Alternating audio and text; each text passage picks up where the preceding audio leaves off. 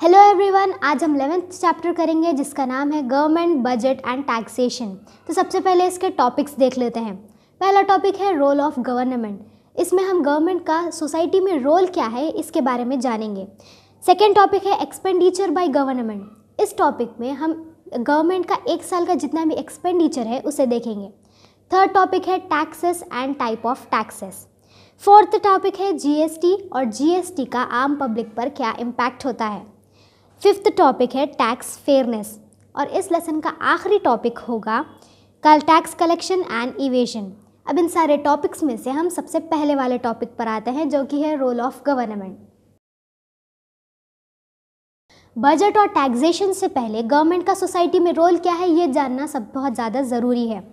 Government वैसे तो एक बहुत ही बड़ा एसेंशियल रोल प्ले करती है सोसाइटी में, क्योंकि गवर्नमेंट हमें बहुत सारे एलिमेंट्स प्रोवाइड करती है जैसे कि traditional functions, public goods and services, social welfare, government hospitals और स्कूल्स चलाना, डिफेंस और लॉ एंड ऑर्डर को मेंटेन करना और कई सारी पब्लिक फैसिलिटीज़ भी गवर्नमेंट प्रोवाइड करती है जैसे कि इलेक्ट्रिसिटी, सैनिटाइजेशन और फूड सिक्योरिटी। कंट्री के इकोनॉमिक डेवलपमेंट को भी गवर्नमेंट ही बूस्ट करती है और इन सारी सर्विसेज को पब्लिक तक पहुंचाने के लिए गवर्नमेंट को पैसों की ज़रूरत होती है। अब ये पैसे गवर्नमेंट लाती कहाँ से है? तो गवर्नमेंट जनरल पब्लिक से ये पैसे कलेक्ट करती है in the form of taxes.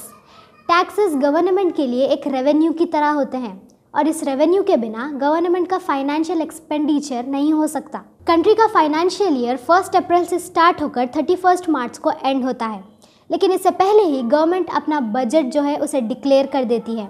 इसे हम अपने नेक्स्ट टॉपिक में देखेंगे जिसका नाम है एक्सपेंडिचर बाय गवर्नमेंट। इस टॉपिक में हम इंडियन गवर्नमेंट का 2011 और 12 का एक्सपेंडिचर देखेंगे। इस साल का पूरा बजट 23 लाख करोड़ था, जिसमें से 3% फूड को दिया गया और 12% एजुकेशन, आर्ट्स एंड कल्चर को, which includes construction of new colleges और इन्वेस्टमेंट्स। 4% हेल्थ एंड सैनिटाइजेशन को दिया गया, 7% rural and urban areas development, 6% irrigation, 2% fertilisers को दिए जाने वाली subsidies, 6% railway transportation and communication, defence को 7% दिया गया, एडमिनिस्ट्रेशन को 8% और पेंशन्स को 7%।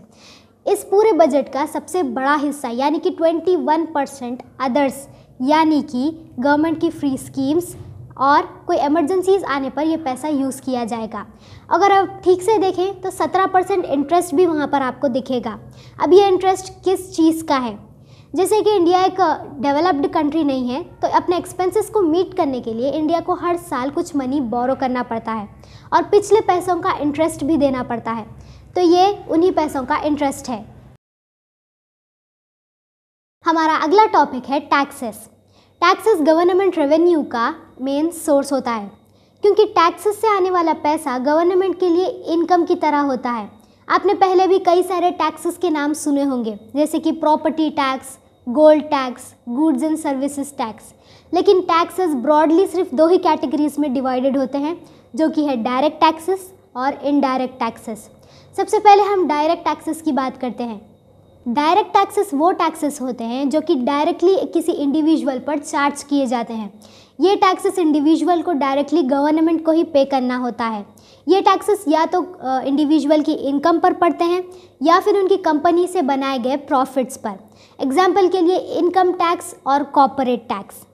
जैसे कि अगर आपकी एक कंपनी है और कंपनी की एक फैक्ट्री है जहाँ पर गुड्स मैन्युफैक्चर होते हैं, गुड्स सेल करने के बाद जितना भी प्रॉफिट्स आता है उसमें से मैन्युफैक्चरिंग कॉस्ट और एक्सपेंसेस निकालने के बाद जितना भी प्रॉफिट बचता है उस प्रॉफिट पर एक टैक्स दिया जाता है और इस टैक्स को कॉर्पोरेट टैक्स कहते हैं।